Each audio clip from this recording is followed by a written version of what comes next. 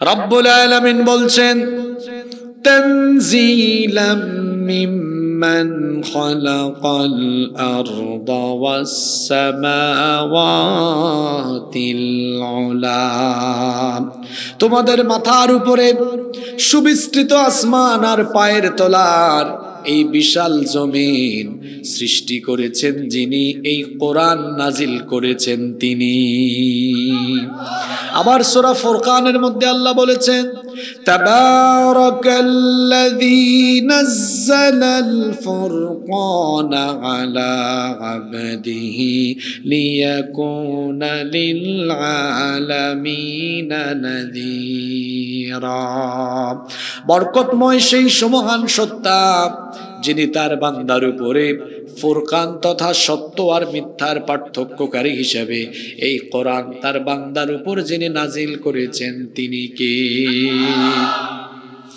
আমার নবী কোরআন নিজে নিজে রচনা করেননি, বরং কোরআন এসেছে আল্লাহর তরফ থেকে। এজন্য আল্লাহ তাআলা বলেছেন ওয়ামা ইয়ানতিকু আনিল হাওয়া ইন হুয়া ইল্লা ওয়াহয়ুন ইউহা।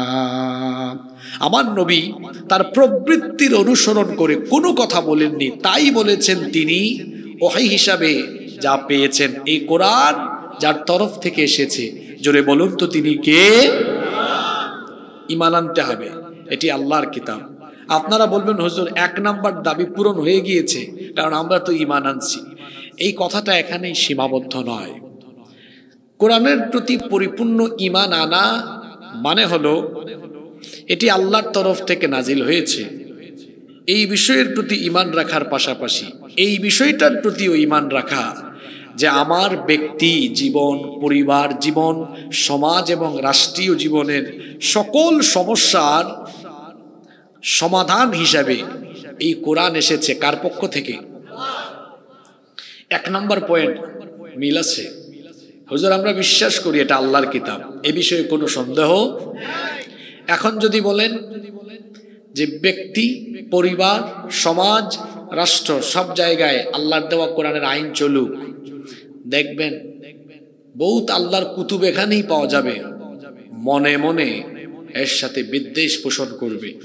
আপনার মসজিদে আগামী জুমাবারে হুজুর যদি আলোচনা করেন আমাদের এই মসজিদ আল্লাহর আইনের ভিত্তিতে চলবে, আল্লাহর আইন অনুযায়ী মসজিদ চলবে, মসজিদের সভাপতি সাহেব সবার আগে হাত তুলে বলবেন হুজুর আমি রাজি আছি, আমাদের মসজিদ আল্লাহর আইনের ভিত্তিতে চলবে। সেক্রেটারি, কোষাধ্যক্ষ, এই এলাকার সব মানুষ বলবে হুজুর আমরা রাজি আছি। খুশি হয়ে হুজুর যদি পরবর্তী পয়েন্টে বলেন যে আল্লাহর বিধান, আল্লাহর আইন, কোরআনের ভিত্তিতে মসজিদ চলবে, সে আল্লাহর আইন, সে আল্লাহর বিধান অনুযায়ী সমাজ চলবে, দেশ চলবে। মসজিদের ভিতরে একটু আগে যারা বলেছিল হুজুর মানি, এদের মধ্যে সিংহভাগ পাওয়া যাবে, এই কথা শোনার পর চেহারা কালো হয়ে গিয়েছে। তাহলে কোরআনকে সে মনে করে এটা জাস্ট একটা ধর্মীয় কিতাব, অর্থাৎ এটা দিয়ে নামাজ, রোজা, হজ, যাকাত বা ইবাদত বন্দেগী করার জন্য এই কিতাবের দরকার। কিন্তু শিক্ষাঙ্গন, আইনাঙ্গন, অর্থনৈতিক অঙ্গন, রাষ্ট্রীয় অঙ্গন পরিচালনার জন্য এটা বাদ। আর আমরা সলিমুদ্দিন কলিমুদ্দিন বহুত বড় পণ্ডিত, আমরা নিজেরা বিভিন্ন আইন বানায়া আমরা সমাজ চালাবো, আমরা রাষ্ট্র চালাবো, এইভাবে করে ধর্মীয় ক্ষেত্রে যারা কোরআনের অনুশাসন মেনে অন্যান্য সেক্টরে কোরআনকে বাদ দেয়, এই সকল লোকেরা কোরআনের ব্যাপারে যথেষ্ট সন্দেহের মধ্যে রয়েছে।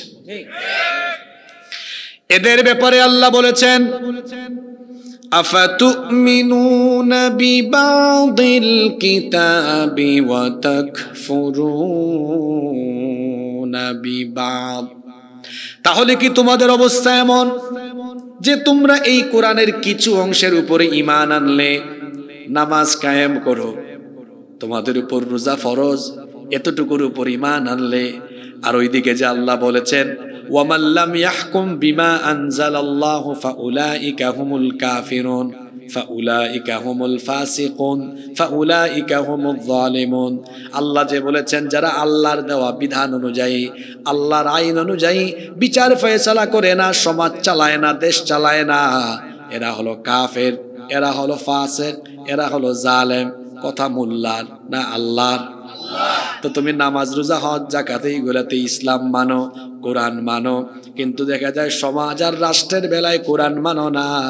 আল্লাহ বলছেন এমনটা যারা করবে দুনিয়াতে তাদের জন্য রয়েছে লাঞ্ছনা এবং আখিরাতে তাদেরকে যিনি শাস্তি দিবেন তিনি কি? ব্যবসা প্রতিষ্ঠান উদ্বোধন করার আগে হুজুর ডেকে এনে কোরআন তেলাওয়াত করে উদ্বোধন করে, কিন্তু ব্যবসা প্রতিষ্ঠান সুদের টাকা ঘুষের টাকা দিয়ে উদ্বোধন করে। তারপর দেখা যায় বিবাহের আগে হুজুর ডেকে এনে হুজুর দিয়ে বিবাহের খুতবা দেওয়া হয়। হুজুর বিবাহের খুতবায় কোরআন কারিমের কয়েকটা আয়াত তেলাওয়াত করেন, কিন্তু যৌতুকের টাকা দিয়ে বিয়ে শাদী হচ্ছে, বিয়ে শাদীতে অনইসলামিক কাজ হচ্ছে। পার্লামেন্ট শুরু হওয়ার আগে পার্লামেন্টে কোরআনে কারিম থেকে তেলাওয়াত হয়, কিন্তু কিছুক্ষণ পরে স্পিকার যখন পার্লামেন্ট মেম্বারদেরকে কথা বলার সুযোগ দেন, সেখানে দেখা যায় কোরআন বিরোধী অনেক আইন পাশ হয়ে যায়। এইভাবে করে একদিকে কোরআনের তেলাওয়াত হয় আর অন্যদিকে যদি কোরআন বিরোধী কার্যক্রম হয়, বুঝতে হবে এই মুসলমানের কোরআনের ব্যাপারে পূর্ণাঙ্গ ঈমান নাই, কোরআনের ব্যাপারে তার সন্দেহ আছে। কথা কি বুঝলেন?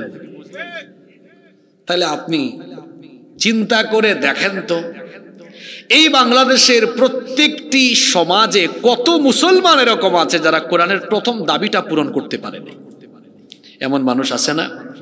ওর পূর্ণাঙ্গ ঈমান নাই কোরআনের উপরে, অর্থাৎ কোরআন দিয়ে যে সমাজ রাষ্ট্র সব চালানো যায় এ ব্যাপারে তার পূর্ণাঙ্গ ঈমান। আপনি বলবেন হুজুর এই কথা কেন বললেন? তো তার যদি ঈমান থাকতোই তাহলে সে কোরআনের আইন বাদ দিয়ে মানুষের তৈরি করা আইন প্রতিষ্ঠার পেছনে এত দৌড়ায় কেন? শরীরের ঘাম রক্ত আর জীবন যায় কেন? আসলে তার ঈমানই দুর্বলতা আছে, তার ঈমান এখনো খাঁটি হয়নি। সে মনে করেছে কোরআন এটা হুজুরদের, এটা মুল্লাদের, মৌলবীদের, এটা মসজিদ আর মাদ্রাসায় থাকার জিনিস। আমার রাসূল যে কোরআন দিয়ে মসজিদে নববী পরিচালনা করেছেন, সেই কোরআন দিয়ে কি তিনি মদিনার রাষ্ট্র পরিচালনা করেননি? জোরে বলেন, আপনারা করেননি? তা আপনি কত বড় রাষ্ট্রনায়ক আর কত বড় রাজনীতিবিদ হলেন আপনি, যে আপনি কোরআন বাদ দিয়ে দিলেন? পৃথিবীতে কোনো রাজনীতিবিদ, কোনো রাষ্ট্রনায়ক কি নবীজির মতো রাষ্ট্র উপহার দিতে পারবে? নবীজি কোরআন দিয়ে এমন এক রাষ্ট্র উপহার দিয়েছেন যেই সমাজে কোনো চুরি ছিল না, কোনো ডাকাতি ছিল না, অন্যায় ছিল না, জিনা ব্যভিচার ছিল না। একটি সোনালী সমাজ তিনি মানুষকে উপহার দিয়েছেন। সুবহানাল্লাহ। চুরি নাই কেন? কারণ চুরি করলেই তিনি বিচার করেছেন মানুষের আইন দিয়ে না আল্লাহর আইন দিয়ে? আল্লাহর আইনে চুরির বিচার হলো, যদি অপরাধ প্রমাণিত হয় চোরের হাত, ডান হাত কেটে দাও। জিনা ব্যভিচার কেন কমে গিয়েছিল? কারণ জিনা ব্যভিচারের শাস্তি হয়েছে কোরআন দিয়ে, আল্লাহর আইন দিয়ে। আল্লাহর আইনে জিনা ব্যভিচারের শাস্তি কি? যদি অবিবাহিত হয়, সূরা নূরে আছে, তাহলে 80টা বেত লাগাতে হবে। আরো আছে শাস্তি, 1 বছরের জন্য তাকে নির্বাসনে পাঠাতে হবে। আর বিবাহিত হলে রজম, প্রস্তরাঘাত করে তাকে হত্যা করতে হবে। অন্যান্য ফৌজদারি দেওয়ানি বিধিবিধানে গেলাম না, শুধু এই 2টা উদাহরণ সামনে রেখে আমি আপনাদেরকে জিজ্ঞেস করতে চাই, যদি বগুড়া আর গোটা বাংলাদেশে চুরি আর জিনার এই যে 2টা শাস্তির কথা কোরআন থেকে বললাম, এগুলা যদি সমাজে রাষ্ট্রে থাকে, আপনারা বলেন তো এই সমাজে আর এই দেশে চুরি দিন দিন বাড়বে না একদম কমে যাবে? জিনা ধর্ষণ বাড়বে না কমবে? আপনি কোরআন দিয়ে একটা চুরির বিচার করে দেখেন, বাদ বাকি সব চোর একদম সোজা হয়ে যাবে। কোরআন দিয়ে একটা ধর্ষণের বিচার করে দেখেন, সব লুচ্চা বদমাশ তারের মতো সোজা হয়ে যাবে। এখন প্রশ্ন হতে পারে, সমাজে কোরআনের আইন কারা চায় না, সেটাও বলে দিয়ে যাই। সমাজে যারা তলে তলে অন্যায় আর অপরাধ জগৎকে নেতৃত্ব দেয়, অন্যায় আর অপরাধ জগৎকে নেতৃত্ব দেয় যারা, কোরআনের আইন চায় না তারা। আমার এই কথা আপনার এলাকায় মিলাই নিয়েন। কারা কোরআনের আইন চায় না? যারা টেন্ডারবাজি করে, যারা তাজাবাদি করে, যারা ধর্ষণ করে, যারা লুণ্ঠন করে, যারা জনগণের মাল খায়, যারা দুর্নীতি করে, এই রকম যারা অন্যায় অপরাধ জগতের সাথে নিজেকে শামিল রেখেছে, এই সকল লোকেরা মসজিদে মাদ্রাসায় আল্লাহর আইন চাইলেও সমাজ আর রাষ্ট্রে আল্লাহর আইন তারা চায় না। কথা কি বোঝা গেল? এখন আমরা কি এই ধরনের মুনাফিক মার্কা মুসলমান হব না খাঁটি মোমেন হব? তাহলে খাঁটি মোমেন হতে হলে এখানে বসে আজকে এই সিদ্ধান্ত আমাদেরকে নিতে হবে, আমরা পূর্ণাঙ্গ ঈমান আনলাম, এটি আল্লাহর কিতাব, এবং এই বিষয়ে ঈমান আনলাম আমার জীবনের সকল দিক এবং বিভাগের চূড়ান্ত গাইডলাইন এবং একমাত্র সংবিধান কোরআন, যা আমার ব্যক্তি থেকে নিয়ে আমার রাষ্ট্র পর্যন্ত সব জায়গায় এই কোরআন আমাদেরকে নাজাতের পথ, মুক্তির পথ দেখাবে। এই বিষয়ে একমত? আমি দুর্বল ইমানদার দেখতে পারি না। এই বিষয়ে একমত না দ্বিমত? হাত নামান যদি একমত হন তো ভালো, নাও টেক ইউর ডিসিশন, সিদ্ধান্ত নিন। যদি সিদ্ধান্ত নিতে পারেন আলহামদুলিল্লাহ, 1 নাম্বার দাবি আপনি পূরণ করতে পারলেন। তাহলে মনে রাখতে হবে, কোরআনের 1 নাম্বার দাবি হলো এই কোরআনের প্রতি পূর্ণাঙ্গ ঈমান আনা। মনে থাকবে? মিলান আজকে বাকিগুলা কয়টা পূরণ করছেন? জান্নাত কি মামুবাড়ি এত সোজা? নাম্বার 2, কোরআনে কারীমের 2 নাম্বার দাবি হলো এই কোরআন বিশুদ্ধভাবে তিলাওয়াত করা। আমি খাবার দাবারের পরে আরো 8-10 মিনিট টাইম গেছে, নামাজ পড়েছি, কিন্তু আমি তো বলছি আসার টাইমে মসজিদে নামাজে ঢুকছি, তো নামাজ পড়ে আবার এসে এখানে নামাজ পড়লাম কেন? আপনাদের শিবগঞ্জে ঢোকার পরে এক মসজিদে ঢুকলাম এশার নামাজের জন্য। আমি বড় অবাক, মসজিদের ইমাম সাহেব তার 100 ভাগের মধ্যে 80 ভাগ তিলাওয়াতের মাখরাজ, হরফের উচ্চারণ সঠিক নয়। তাকে কে এই মসজিদ তো অনেক বড় দেখলাম, সুন্দর মসজিদ, মাখরাজ ঠিক নেই, মাখরাজ ঠিক নাই, হরফের উচ্চারণ যদি, প্রোনাউন্সিয়েশন যদি ঠিক না হয় তো এটা তো লাহনে জালির কাতারে চলে যাবে, নামাজ বাতিল হয়ে। সে আইনের উচ্চারণ করে হামজার মতো। এখন আইন উচ্চারণ হয় কোথার থেকে? ওয়াসাতে হালক, গলার মাঝখান থেকে। আইন মনে করেন আলহামদুলিল্লাহি রাব্বিল আলামিন, তাই না? আব্দুন বা না'বুদু, এটাকে কেউ যদি বলে না'বুদু, আইনকে যদি হামজা পড়ে অর্থ ঠিক থাকবে? থাকবে না। তো উনি পড়ছেন উনি একটা আয়াত পড়ছেন যে শাইআকে পড়ছেন, শাইআ, হামজাকে আইন, আইনকে হামজা। 2 রাকাতের তিলাওয়াতের যা অবস্থা, এখন নামাজ তো ভাঙতে পারি না। সালাম ফেরানোর পর তাকাইলাম, তারপরে বলে আসলাম যে মসজিদ কমিটির সতর্ক হওয়া উচিত। কমিটি ইমাম নিয়োগ দিবে না, ইমাম নিয়োগ দিবেন যদি মসজিদের খতিব থাকেন, খতিব সাহেব ইন্টারভিউ নেবেন, অথবা আশেপাশের কোনো কমি মাদ্রাসা, আলিয়া মাদ্রাসার প্রিন্সিপাল, মুহতামিম, শাইখুল হাদিস, মুফাসসির, মুহাদ্দিস, উনারা ইমাম নিয়োগ দিবেন। কোন সভাপতি আর সেক্রেটারি ইমাম নিয়োগ দিলে মসজিদে এই জাতের ইমাম থাকবে। সভাপতি আর সেক্রেটারি কিসের ইমাম নিয়োগ দিবে? অত নিজেরা আউযুবিল্লাহ সহি না। খুব কষ্ট পেয়েছি আমি। এখানে আইসা আবার নামাজটা আদায় করে তারপরে উঠলাম। আমি নিজে আলিয়া মাদ্রাসায় পড়েছি। কওমি মাদ্রাসার প্রশংসা আমি একদিকে করি, আলহামদুলিল্লাহ কওমি মাদ্রাসার প্রায় সকল ছাত্রদের তিলাওয়াতটা তাদের সহি থাকে। আমাদের আলিয়া মাদ্রাসায়ও সহি ছিল, আমরাও তো আলিয়া মাদ্রাসায় পড়ে আসছি। আগে কোরআন তাজবিদ সহকারে পড়ানো হতো, এখন কি হয় আমি জানি না। এ অবস্থা কেন? আল্লাহর কোরআন বিশুদ্ধভাবে তেলাওয়াত করতে হবে। অনেকে আছেন ইসলামী আন্দোলন করেন, তেলাওয়াত সহি না। ইসলামী আন্দোলন করবেন পরে, কোরআন বিশুদ্ধ করে শিখবেন আগে।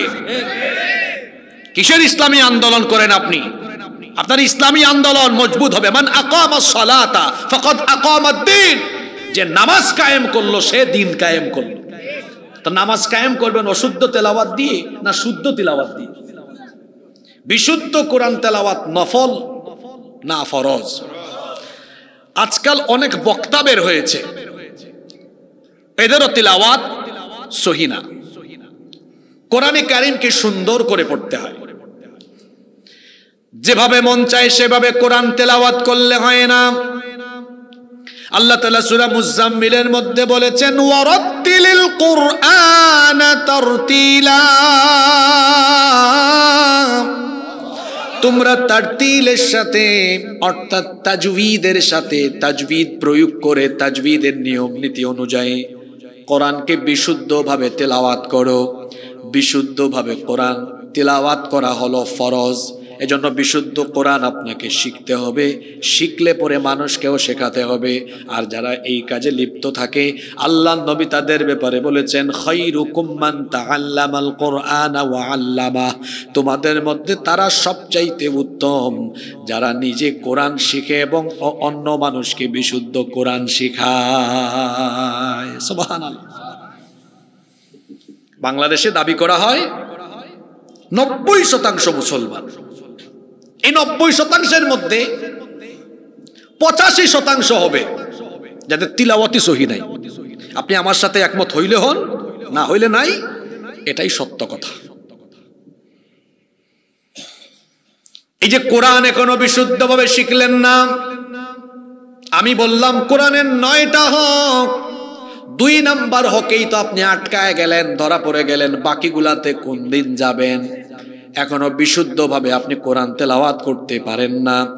অনেকে আছে এমন টেকনিক অবলম্বন করে, কই হুজুর আমার বাড়িতে তো ওই দেখেন এখানে মনে পাইয়াও গেছি, হ্যাঁ দেখছেন কারবার বাংলা উচ্চারণ আছে।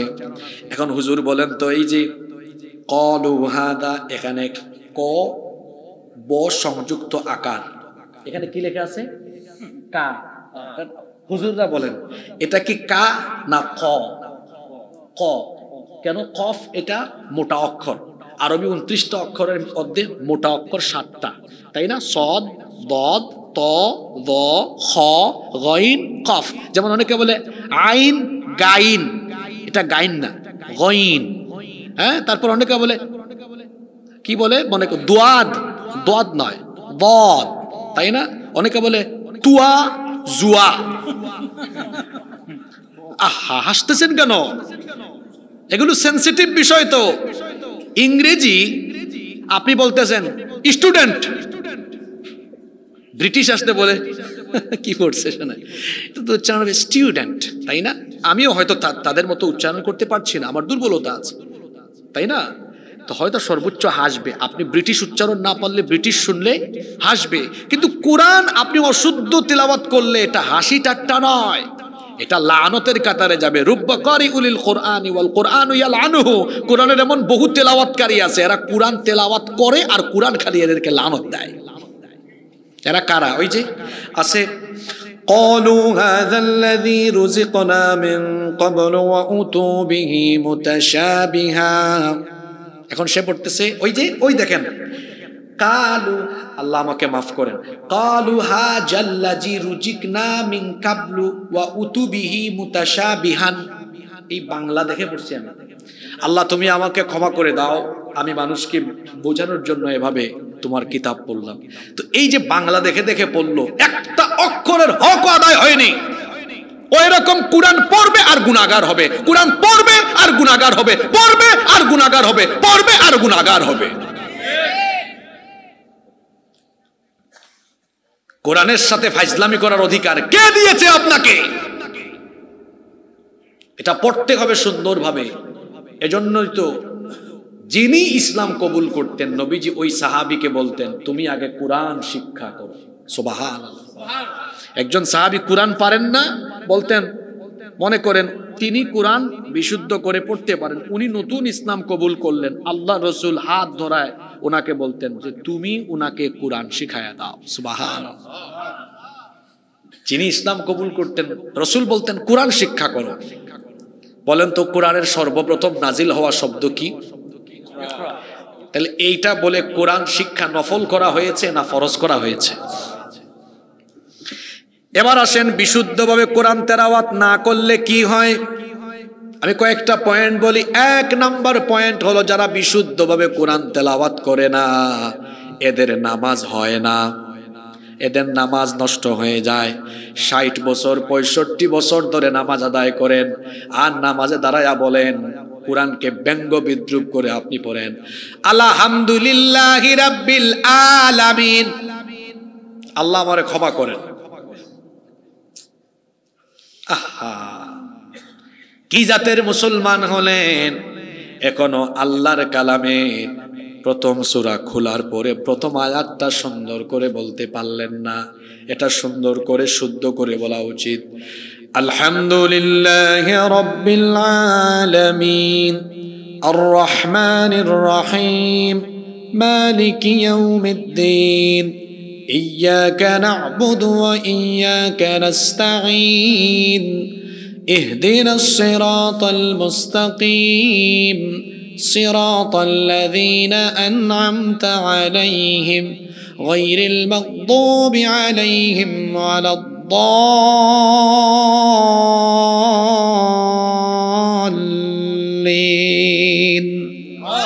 সুন্দর করে কোরআন তেলাওয়াত করতে হবে।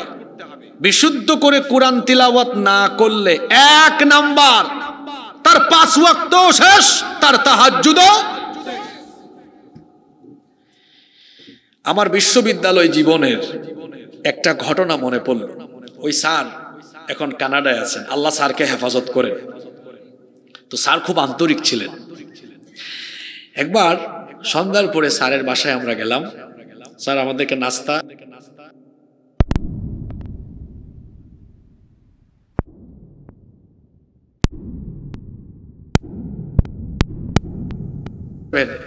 এক বান্ডিল খাতা বের করলেন।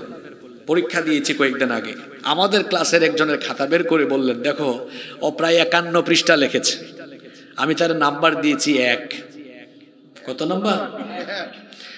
আমরা অবাক হয়ে বললাম, স্যার এত পৃষ্ঠা লিখেছে 1 পাইছে কেমনে?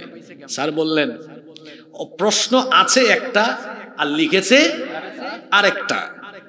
আরেকটা খাতা দেখায় বললেন, দেখো ও মাত্র 15-16 পেজ লিখেছে, সে A+ পেজ। একজন A+ পেয়েছে, লিখেছে কম, লিখেছে কম, কোয়ান্টিটি পরিমাণ কম। আরেকজন লিখেছে বেশি, কোয়ান্টিটি বেশি, নাম্বার পাইছে কম। একজন কম লিখে বেশি নাম্বার পেয়েছে, কারণ লিখার কোয়ালিটি ভালো। 100 রাকাত নামাজ আদায় করেছে, তিলাওয়াত সহি না, কোয়ান্টিটি বেশি, নামাজের কোয়ালিটি আল্লাহর কাছে নাই। 2 রাকাত নামাজ আদায় করেছে, বিশুদ্ধ তিলাওয়াত, নামাজে খুশু আছে, মনোযোগ আছে, রুকু সুন্দর, সাজদা সুন্দর, রুকু সাজদা তাআদিলে আরকান ধীরে স্থির ভাবে আদায় করেছে। নামাজ পড়ছে 2 রাকাত, কোয়ালিটিফুল নামাজ, আল্লাহর দরবারে কবুল হয়ে গেছে। 100 রাকাত নামাজ আদায় করেছে। নামাজ চোর, নামাজ চোর নাই, এটা আমার কথা না, শুনেন। আল্লাহ রাসূল হাদিসে আসছে, আল্লাহ রাসূল বললেন, আসওয়াউন নাসি সারিকাহ আল্লাযী ইয়াসরিকু মিন সালাতিহি।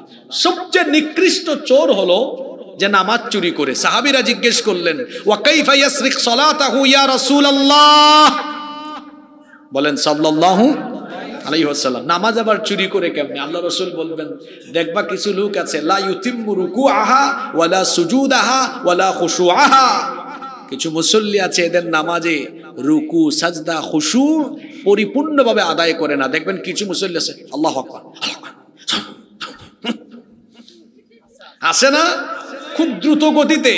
তার নামাজ দেখলে মনে হয় ও ফিজিক্যাল এক্সারসাইজ করছে। রসুলের ভাষায় এরা নামাজ চোর। এরা কি চোর? তো কোয়ান্টিটি নয়, কোয়ালিটি নিশ্চিত করেন। বলছিলাম বিশুদ্ধভাবে তেলাওয়াত না জানলে কি ক্ষতি হয়? এক, আপনার নামাজ বাতিল। আর পরের দুইটা পয়েন্ট বলবো, যদি আপনি হৃদয় দিয়ে আমার কথাগুলো, কোরআনের কথাগুলো শুনেন, তো আপনার কলিজাটা এখন কেঁপে উঠবে। বিশুদ্ধভাবে যদি কোরআন না শিখেন, রাসূলের শাফাত থেকে আপনি বঞ্চিত হবেন। বলেন তো দেখি, কিয়ামতের দিন জান্নাতে যাওয়ার জন্য, নাজাত পাওয়ার জন্য রাসূলের সুপারিশের শাফাতের দরকার আছে না নাই? সেই সকল লোকেরা কিয়ামতের দিন রাসূলের শাফাত থেকে বঞ্চিত হবে যারা দুনিয়াতে থাকা অবস্থায় আল্লাহর কোরআন থেকে নিজেকে বঞ্চিত করেছে, যারা কোরআনে কারীম বিশুদ্ধভাবে শিখে নাই, কোরআনের রঙে রঙিন হয় নাই, যারা কোরআনকে পরিত্যাগ করেছে। আল্লাহর রাসূল কিয়ামতের ময়দানে তাদের বিরুদ্ধে আল্লাহর আদালতে অভিযোগ করে কি বলবেন শোনেন।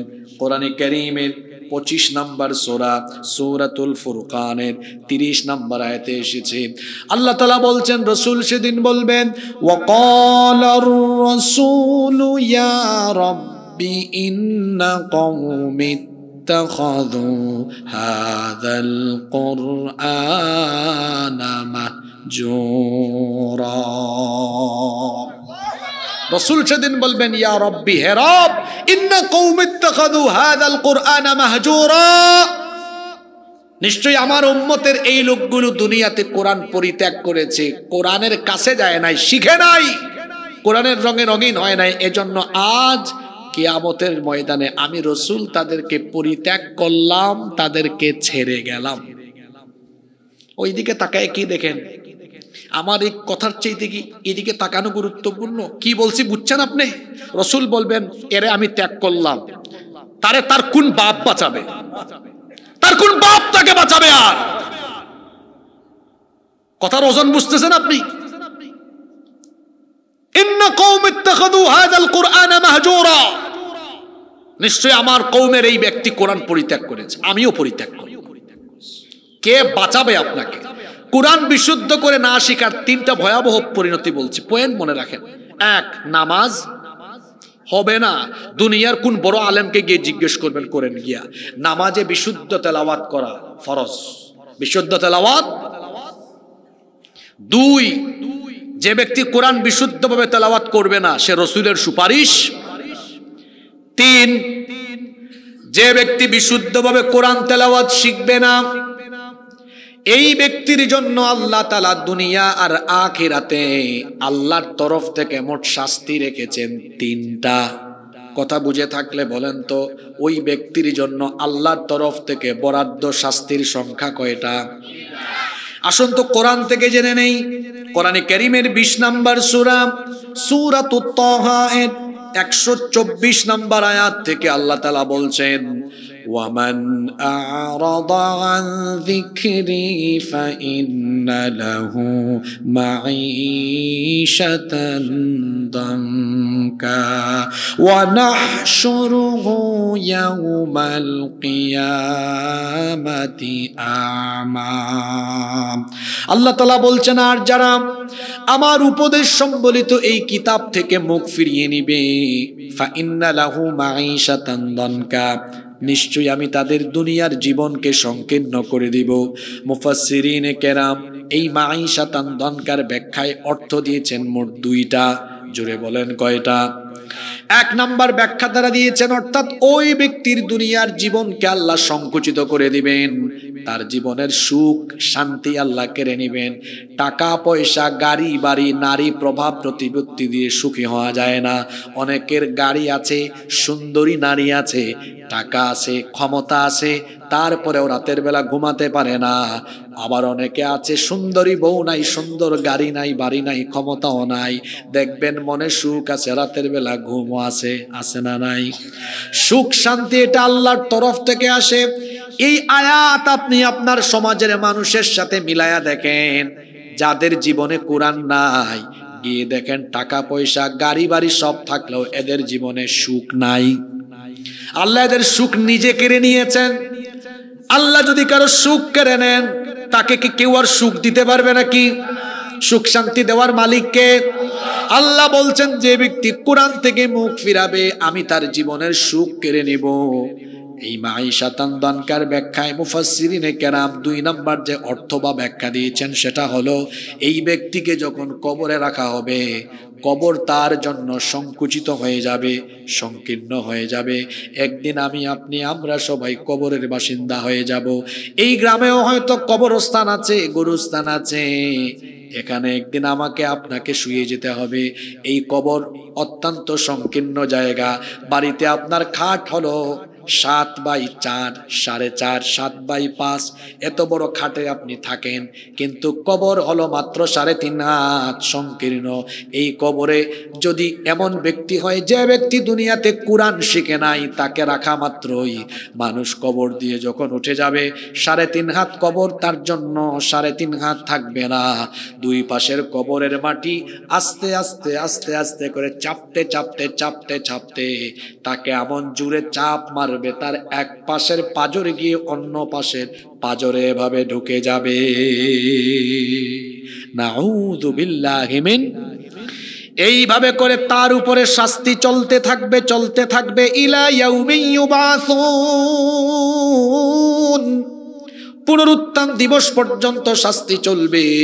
3 নাম্বার শাস্তি হলো, ইসরাফিল যেদিন শিঙ্গা বাজাবে, কিয়ামত ঘটবে, কবর খুলে যাবে, ওই লোক কবর থেকে কেমনে উঠবে? আল্লাহ তাআলা পরের আয়াতে বলছেন, ওয়া নাহশুরুহু ইয়াউমাল কিয়ামাতি আমা, আমি এদেরকে অন্ধ করে, চক্ষু আলোহীন করে আমি কবর থেকে উঠায় হাসরের মাঠে এদেরকে একত্রিত করব।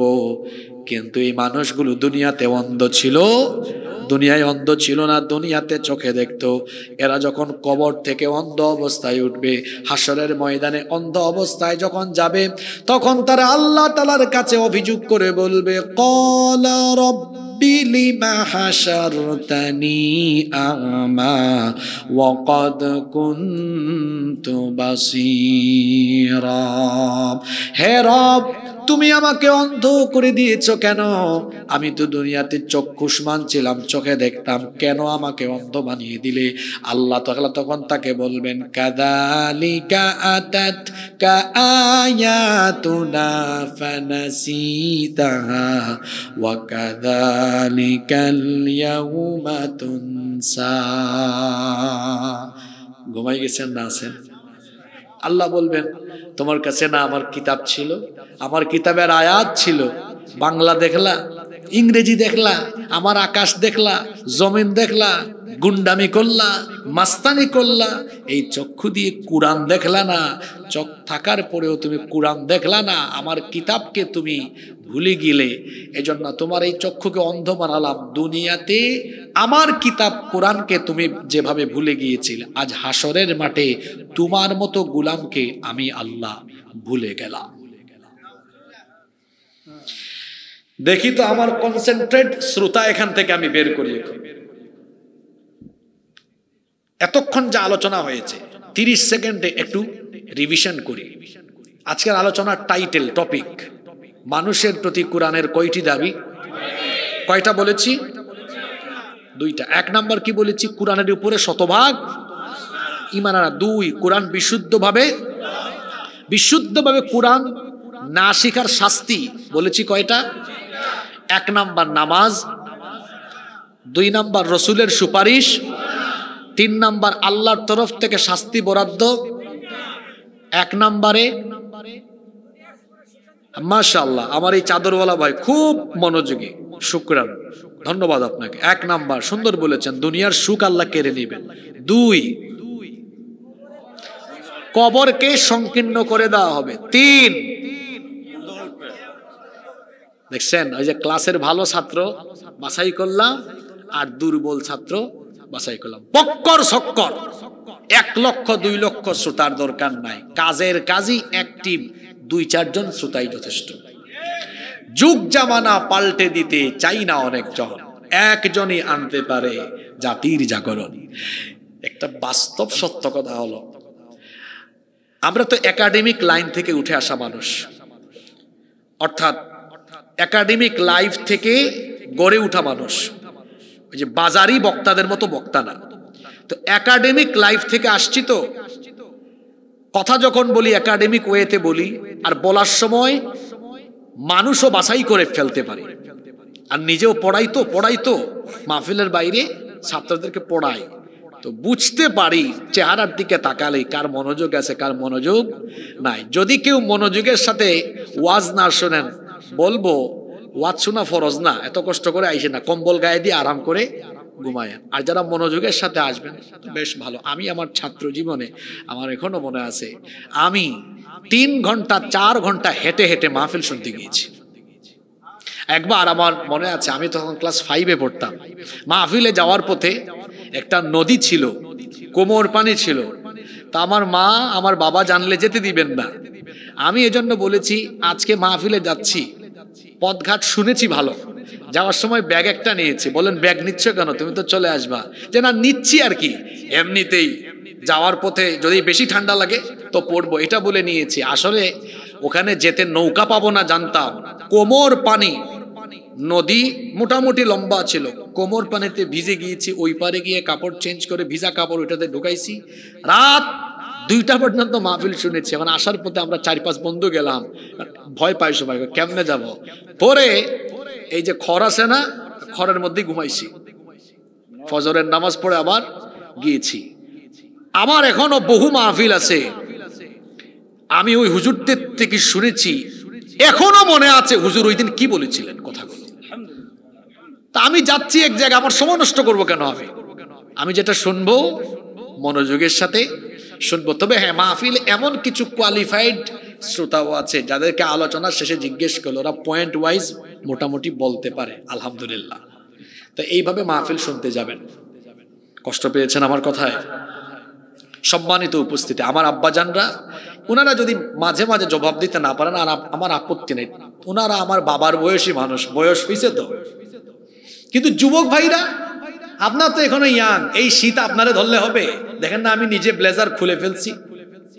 আর গাজওয়াতুল হিন্দ যে কোনো সময় হয়ে যেতে পারে, হিন্দুস্তানের সাথে একটা যুদ্ধ হবে। 1500 বছর আগে বলেছেন মুহাম্মদ, আমরা বলি সাল্লাল্লাহু।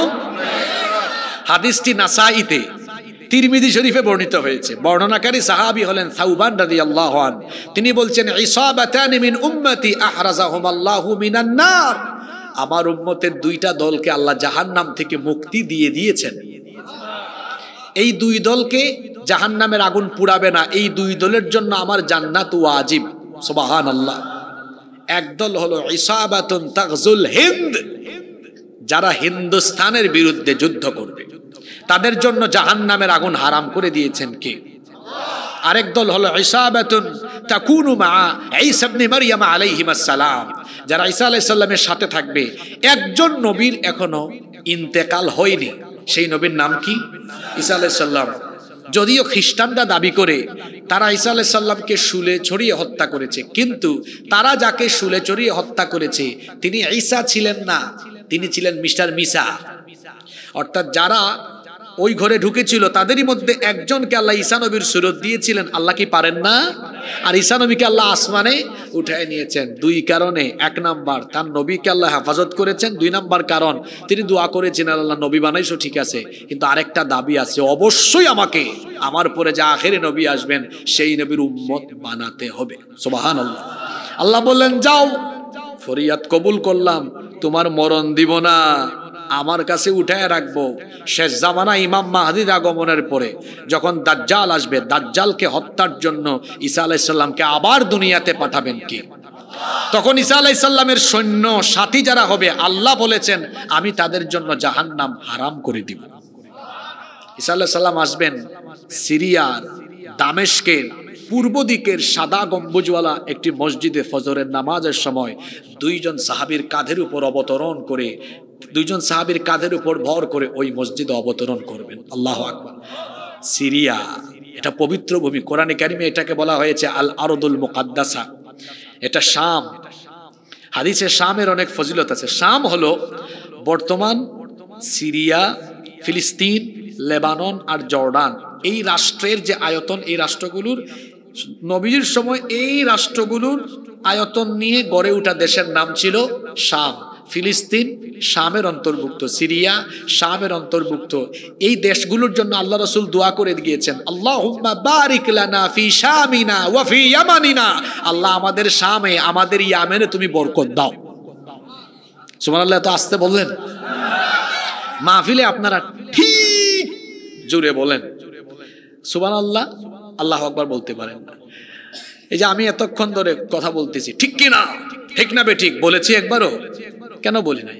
আপনি বললে, আপনি ঠিক বললেও কোরআনের কথা ঠিক, কিছু না বললেও ঠিক, কোরআনের কথা এমনি ঠিক। বরং কোরআন শুনতে আসলে বলতে পারেন সুবহানাল্লাহ, আল্লাহু আকবার। আপনি আল্লাহর বরত্ব ঘোষণা করতে পারেন, আল্লাহর প্রশংসা করতে পারেন। যেমন শুনছেন আল্লাহ দুই দলকে জাহান্নাম থেকে মাফ করে দিবেন, সুবহানাল্লাহ সুবহানাল্লাহ। আপনি বললেন ঠিক, ফজিলত কোথায় এটার? কিন্তু সুবহানাল্লাহ বলার ফজিলত, আল্লাহু আকবার বলার, আলহামদুলিল্লাহ বলার ফজিলত আছে। তা মাহফিলে ঠিক ঠিক এটা বাদ দেন। বরং এই যে হাদিস পড়লাম, দুই দলকে আল্লাহ জাহান্নাম থেকে মাফ করে দিবেন, সুবহানাল্লাহ। ইসাবাতুন তাগজুল হিন্দ, যারা হিন্দুস্তানের বিরুদ্ধে যুদ্ধ করবে, শুনছেন আল্লাহু আকবার। আর যুদ্ধের কথা শুনলেই তো মুসলমান বলে আল্লাহু আকবার। সওয়াব হইছে না গুনাহ হইছে? আর আমি বললাম হিন্দুস্তানের বিরুদ্ধে যুদ্ধ হবে, ঠিক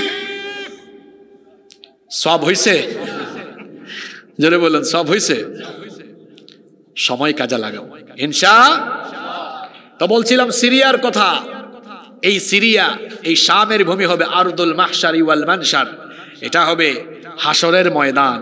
আল্লাহ রাসূল বলেছেন এটা হবে আগামীর পৃথিবী পরিচালনার কেন্দ্রবিন্দু। ইমাম মাহদি গোটা দুনিয়া শাসন করবেন, আর হেডকোয়ার্টার, হেড অফিস, তার অফিস থাকবে সিরিয়ায়। সুবহানাল্লাহ বলবেন না? এই সিরিয়া কালকে বাশার আল আসাদ, আসাদ পরিবার মুক্ত হয়েছে, হ্যাঁ, বিমানে করে পালাইছে। এই সুন্নাত তো আমার দেশের উনি শুরু করেছেন, ঠিক কিনা? কোন জালেম, আমরা গত 15 বছর ধরে বলে আসতেছি ওয়াজ মাহফিলগুলোতে যে স্বৈরাচার আর জালেমদের পতন খুব সাংঘাতিক ভাবে হয়। আপনারা খালি বলতেন হুজুর আসবে, তো বুঝলাম কখন আসবে, অধৈর্য হয়ে গিয়েছিলেন। আল্লাহর কোরআনের কথা সত্য, পৃথিবীর কোন জালেম, কোন স্বৈরাচারের সম্মানজনক বিদায় হয় নাই, আল্লাহ বেইজ্জত করে দিয়েছেন সবগুলোকে। এজন্য জুলুম করা যাবে। তা আমি যেখানে ছিলাম সেখানে যাচ্ছি, ওই বলছিলাম আর কি যে হিন্দুস্তানের বিরুদ্ধে যুদ্ধ হবে। এখন ঠান্ডা ধরলে হবে? শীতকে আপনারা ধরতে হবে। কষ্ট হচ্ছে আপনাদের? আচ্ছা, আমি যদি ধরেন আর আপনাদের থেকে বেশি না, যদি 20 মিনিট সময় চেয়ে নেই, আপনারা কি আমার উপর রাগ করবেন? রাগ করবেন? আরো পারবেন না? আচ্ছা, দেখা যাবে। আরো পারবে না? মাশাআল্লাহ, আল্লাহ কবুল করেন। তাইলে আমাদের প্রতি এটা বললাম, টেস্ট করলাম আর কি, আমি তাকাই এলাম টেস্ট। তারপরে যদি কি আপনাদের মনোযোগ ভালো তো সময় বাড়বে, যদি মনোযোগ কম দেখি আমিও কমাই দেবো আর কি। অবস্থা বুঝে ব্যবস্থা হবে ইনশাআল্লাহ। তাহলে আমার ভাইয়েরা, আমি আপনাদের পা ধরে অনুরোধ করে যাচ্ছি, আমার মা বোন, আজকে মহিলা প্যান্ডেল আছে, আমি মা বোনদের পা ধরে অনুরোধ করছি, আপনাদেরকে অনুরোধ করছি, দয়া করে কোরআন শিখুন। আমি এই মসজিদের সম্মানিত কমিটির দায়িত্বশীল বৃন্দকে অনুরোধ করে যাব, আপনারা এই মসজিদের সম্মানিত ইমাম এবং খতিব সাহেবকে দিয়ে একটি বিশুদ্ধ কোরআন শিক্ষা সেন্টার চালু করুন। আলহামদুলিল্লাহ, আমি খুশি হয়েছি, কিন্তু আমি চাইবো না ফ্রি না। মনে রাখবেন, বাঙালি ফ্রি জিনিসের দিকে দৌড়ায়, আর যেটা ফ্রি ওইটা মানুষ মূল্যায়ন করে শিখে না। আপনারা মাসে 1000 টাকা ফিস নেবেন, কমপক্ষে 1000 টাকা। কোরআন শিখবে 1000 টাকা দিবে না, তার ছেলে মেয়ে ইংরেজি শিখবে 5000 টাকা দিলে। আমি শেষ করি আব্বাজান। আচ্ছা বলেন আব্বাজান, এই যে ইংরেজি, গণিত, ফিজিক্স, কেমিস্ট্রি, ম্যাথমেটিক্স, এই বইগুলার দাম বেশি, সম্মান বেশি, মর্যাদা বেশি না কোরআনের বেশি? তো যদি কোরআনের সম্মান মর্যাদা বেশি হয়, তো ইংরেজি, ম্যাথ, ফিজিক্স, কেমিস্ট্রির শিক্ষকের মর্যাদা বেশি হবে না কোরআনের মর্যাদা বেশি হবে? আমার দেশের মানুষরা হুজুরদেরকে ধনী দেখতে চায় না। দেখবেন সরকারি বিভিন্ন খরচের খাতে দেখবেন আপ্যায়ন খরচ 2000 টাকা, যাতায়াত খরচ 5000 টাকা, হুজুর দিয়ে মিলাদ খরচ 200 টাকা। ঠিক আছে কথা? আপনাদের কথা বাদ দিলাম, আমার দেশের হুজুররাও হিংসুক, হুজুরও চায় না আরেক হুজুরের টাকা হোক। আর বাংলাদেশের সব আমি আবার একটু ঠুটকাটা স্বভাবের মানুষ, মানে আমি খুব স্ট্রেইট ফরওয়ার্ড, যেটা বলি চোখের দিকে তাকাই বলি একদম। আমার দেশে হিংসুকের জাত হলো সবচেয়ে বেশি হিংসুক হুজুর জাতি, এবং এরা এত হিংসুক, আপনি আওয়ামী লীগের বিএনপির মানুষকে আগামীকাল সকালে এক টেবিলে চেষ্টা করলে বসাইতে পারবেন, কিন্তু দুই দলের হুজুরকে পাল্লায় ব্যাং যেমন একসাথে রাখা কঠিন, হুজুরদেরকে এক টেবিলে বসানো তেমন কঠিন। কষ্ট পেয়েছেন আমার কথা, তাই না? এটা কেন জানেন? এই জায়গাটা এটা চিপা চাপা সংকীর্ণ, এটাকে উদার করে দেন। সবাইকে ভালোবাসতে শিখুন। কওমিতে যিনি পড়েন, আলিয়াতে যিনি পড়েন, যিনি জামাত, যিনি হেফাজত, যিনি খেলাফত, যিনি খেলাফত আন্দোলন, জমিয়ত, যে যেখানে আছেন সব আমার ভাই। সুবহানাল্লাহ, সব আমার। এটাকে বড় করে দেন, দিলটাকে বড় করেন, তাহলেই আমরা একত্রিত হতে পারবো ইনশাআল্লাহ। কই জেলখানায় তো সাইদি সাহেবকেও রাখলো, আমির হামজাকেও রাখলো, মাওলানা মামুনুল হক সাহেবকেও রাখলো, নাকি বলছে না আপনি কমি আর আপনি থাকেন। জেলখানায় কিন্তু কওমি, আলিয়া, হেফাজত, জামাত সবগুলারে একসাথে রাখে নাই? ফেরাউনের দল কি একসাথে রাখে নাই? তো ফেরাউনের দল ঠিকই বুঝে যে কওমি হোক আর আলিয়া হোক, হেফাজত আর হোক আর জামাত হোক, সবাই কিন্তু এক জিনিস, ইসলামপন্থী। ঠিক কিনা? ওদের ভাষায় এরা মৌলবাদী, এরা জঙ্গিবাদী। আমাদের দুশ্মনরা আমাদেরকে ঠিকই আইডেন্টিফাই করে, কিন্তু দুঃখ হলো আমরা তাদেরকে চিনতে পারলাম না। আল্লাহ আমাদেরকে বুঝার তৌফিক দেন। আমি অনুরোধ করে যাব, আপনারা নিয়মিত একটা কোরআন শিক্ষা সেন্টার চালু করবেন, আর ফ্রি না, 1000 টাকা করে ফিস নেবেন। হ্যাঁ, যার সমস্যা আছে তার থেকেও নেবেন, বলবেন তুমি 500 টাকা দাও। আরো সমস্যা আছে 100 টাকা দাও। আচ্ছা, যার আর্থিক সমস্যা আছে সে কি শিখবে না? সে শিখবে, অবশ্যই শিখবে, কিন্তু তাকে কিছু না কিছু দিতে হবে। কেন? তাইলে তার মূল্য থাকবে। দেখবেন যারা মেডিকেল সায়েন্সে পড়ে, আচ্ছা এখানে ছাত্ররা আছেন না, বলেন সায়েন্সের স্টুডেন্টরা বেশি পড়ে না আর্টসের স্টুডেন্টরা বেশি পড়ে? সায়েন্সে খরচ বেশি না আর্টসে খরচ বেশি? ও বেশি খরচ করে মাথায় থাকে, ভালো করে পড়তে হবে, ওগুলো উঠেই ফেলতে হবে আমার। তো কোরআন শিক্ষা করে তো শুধু দুনিয়া পাবেন না, দুনিয়ার সাথে সাথে আখিরাতের জান্নাতও পেয়ে যাবেন। সুবহানাল্লাহ। একটু খরচ করবেন। যেমন আমার নিজের একটা ভার্চুয়াল বিরাট প্রতিষ্ঠান আছে, IIED, institute of Islamic education and development. সেখানে জেনারেল ব্যাকগ্রাউন্ডের এদের জন্য দিন শিক্ষার বিভিন্ন ধরনের শর্ট টাইম এবং লং টাইমের কোর্স আছে, ডিপ্লোমাও আছে, diploma in Islamic studies course আছে। সেখানে প্রায় 26টা কোর্সের সাবজেক্টের সমন্বয়ে একটা ডিপ্লোমা কোর্স, যেটাকে আমরা বলি আলিমিয়া কোর্স, আলেম বা আলেমা কোর্স। তো সেটার অনলাইন প্ল্যাটফর্মে আমাদের ক্লাস চলে, সেখানে অনেক ফি দিয়ে পড়াশোনা করতে হয়। আবার যারা আর্থিকভাবে সমস্যাগ্রস্ত তারেও আমরা ছাড় দিই না, আমি বলি আপনার সামর্থ্য অনুযায়ী দিবেন, দিয়ে পড়তে হবে, তখন পড়ার মূল্যায়ন থাকে। আমি এটা অভিজ্ঞতা নিয়ে বলতেছি, আমি একবার 1000 জনকে ফ্রি দিয়েছিলাম। কয় হাজার জনকে? 1000 জনকে।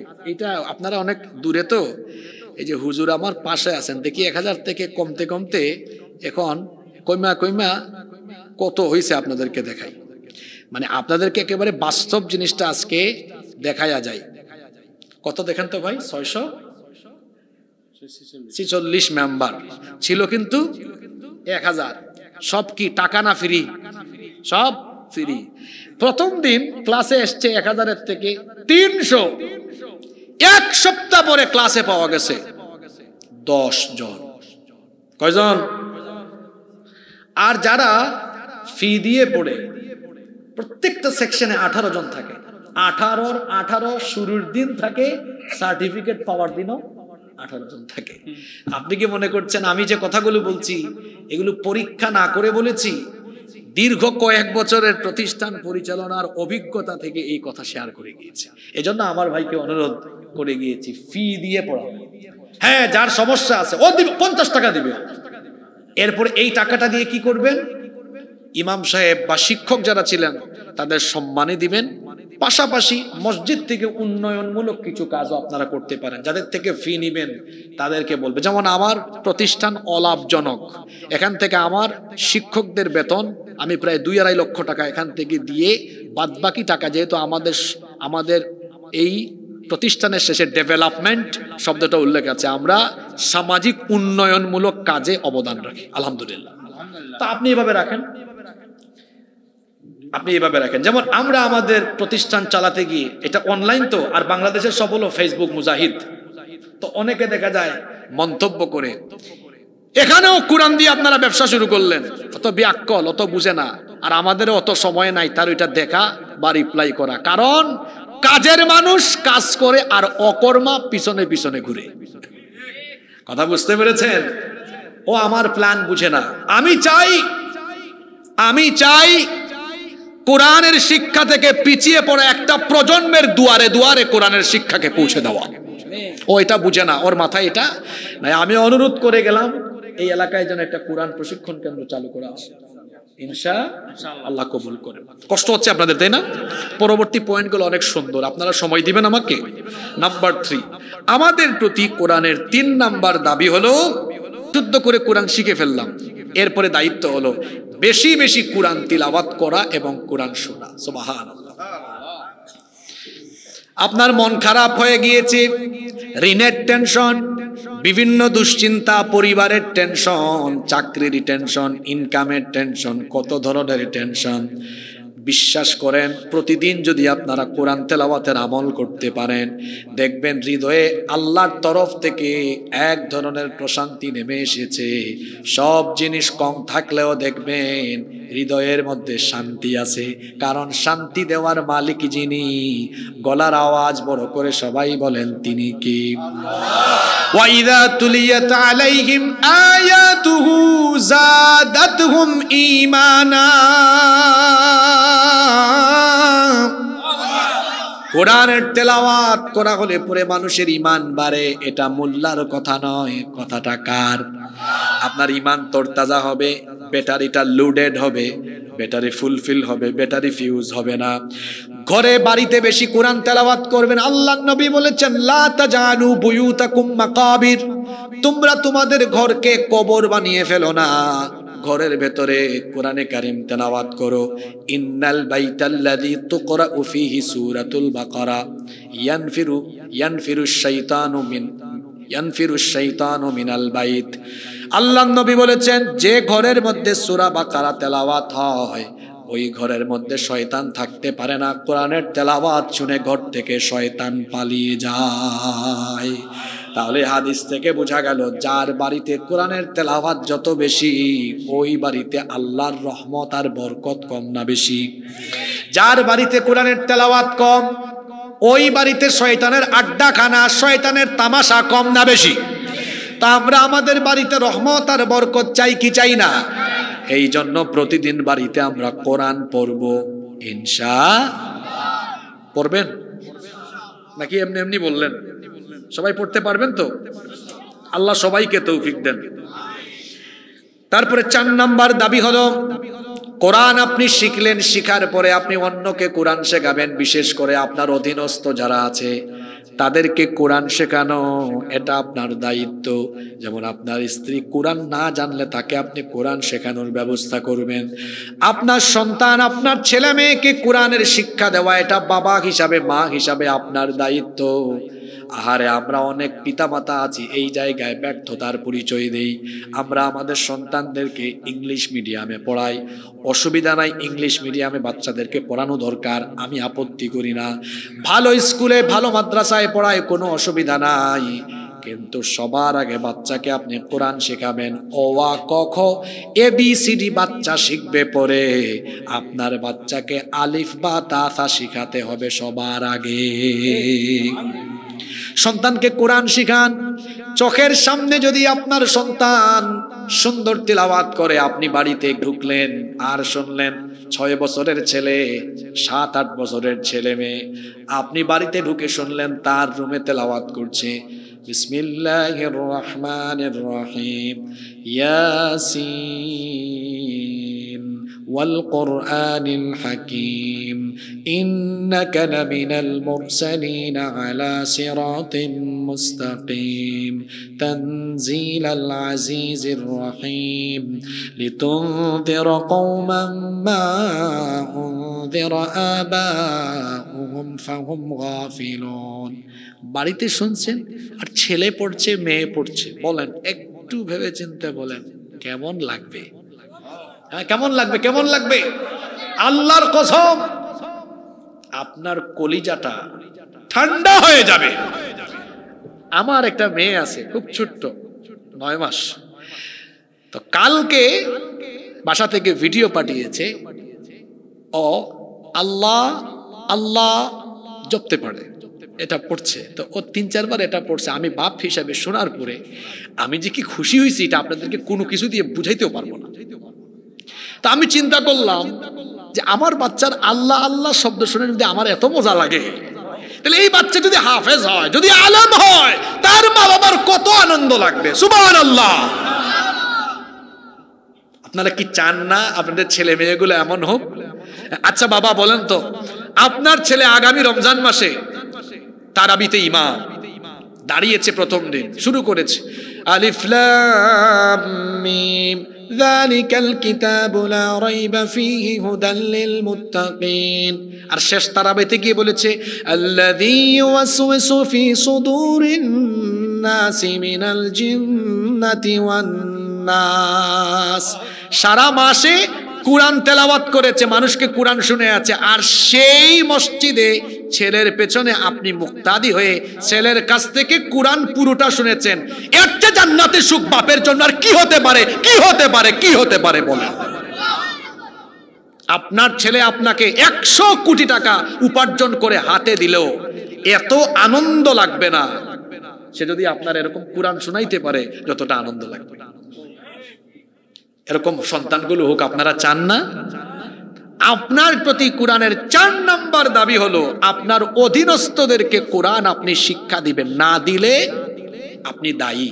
এই বাচ্চা কিয়ামতে বলবে, আমার দিকে তাকান, এই বাচ্চা বলবে আল্লাহ আমার বাপ আমাকে ইংরেজি শিখিয়েছে, বাংলা শিখিয়েছে, কোরআন শিখায় নাই, আমার বাপকে আমার সামনে আনেন।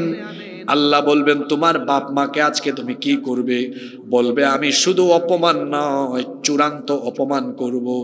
নাজআলহুমা তাহতা আকদামিনা লিয়াকুনা মিনাল আসফালিন। আমি আমার বাপ মায়ের বুকের উপরে উঠে তাদের বুকের উপরে পাড়া দিয়ে পদদলিত করে জাহান্নামে যাব। চিন্তা করুন তো, বাপ হিসাবে মা হিসাবে কতটা ব্যর্থ আপনি যদি বাচ্চাকে কোরআন শিখাতে না পারেন। যদি বাচ্চাকে কোরআন না শিখাতে পারেন, আপনার ছেলে আর মেয়ে এইভাবে আপনাকে অভিযুক্ত করবে, দায়ী করে আল্লাহর আদালতে মামলা করে আটকায় দিবে। আর যদি আপনি বাচ্চাটারে কোরআন শিখায় যেতে পারেন, আলেম বানায় যেতে পারেন, আপনি কিয়ামতের দিন আটকে যাবেন। কিন্তু একজন হাফেজ, একজন আলেম কিন্তু সে জান্নাতি হলে তার পরিবারের কমপক্ষে 10 জনের জন্য শাফায়াত করতে, সে বলবে আল্লাহ আমারে জান্নাত দিয়েছেন, আমার বাপকে আপনি আটকাবেন কেন? আমার মাকে আপনি আটকাবেন কেন? আমি আজকে আপনার দরবারে আমার বাপের জন্য মায়ের জন্য জান্নাতের সুপারিশ করছি। আল্লাহ বলবেন ফেরেশতারা এর বাপ মাকে ছেড়ে দে, জান্নাতে ঢুকানোর আগে উলবিসা ওয়ালিদাহু তাজান ইয়াউমাল কিয়ামাহ। এই হাফেজ, এই আলেম, কোরআনওয়ালা সন্তানের এই বাপ মার মাথার মধ্যে নূরের মুকুট পরিধান করিয়ে দাও। আখিরাতে সম্মান আছে, আর দুনিয়ায় বুঝি নাই? দুনিয়ায় বুঝি নাই? আমার বাবা নাই, ইন্তেকাল করেছেন, আল্লাহ তাকে ক্ষমা করুন। তিনি যদি আজকে বেঁচে থাকতেন আর তিনি যদি দেখতেন তার ছেলে বগুড়ায় গিয়ে মানুষকে কোরআন শোনাচ্ছে, তা আমার আব্বার খারাপ লাগতো না ভালো লাগতো? দুনিয়াতেও সম্মান, আখিরাতেও। আমাদের উপরে কোরআনের 4 নম্বর দাবি, আমার অধীনস্থদেরকে আমি অবশ্যই কোরআন শিক্ষার ব্যবস্থা করব। রাজি আছেন? মিলান দেখেন তো কয়টা পূরণ করছেন। নাম্বার 5, বেশি কষ্ট হয়ে যাচ্ছে আপনাদের, আমি বড় জোর আর আপনাদের থেকে 11 মিনিট সময় নিব। হ্যাঁ, কষ্ট হচ্ছে? বগুড়ার দই যেমন মজা, আজকে খাওয়াইছেন আপনারা, বগুড়ার দই যেমন মজা, বগুড়ার শ্রোতাও তেমন মজা। আমি গত 7-8 বছর ধরে বগুড়াতে যতবার আসছি কথা বলছি, কোনোদিন আমার খারাপ লাগে নাই। বগুড়ার মানুষ ধরলে ছাড়ে না, আলহামদুলিল্লাহ।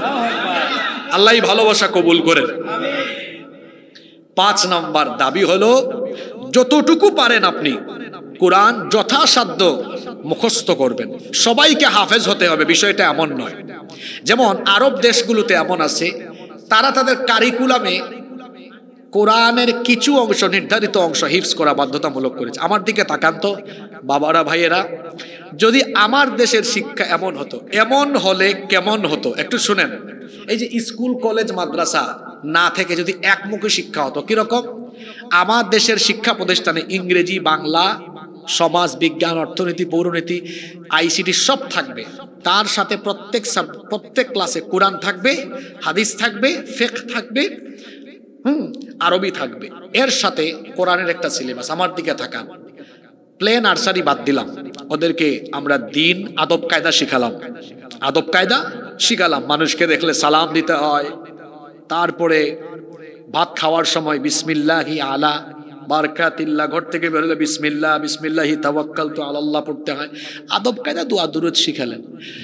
আর ক্লাস 1 থেকে 1, এই যে তাকান, 1, 2 এই 2 ক্লাসে তাজবিদ সহ বিশুদ্ধ কোরআন শিখালেন। ক্লাস 1-এ নাজেরা কায়দা পড়ান, নাজেরা পড়ান। ক্লাস 2-তে বিশুদ্ধ কোরআন শিখান। ক্লাস 1 শেষ, 2 শেষ।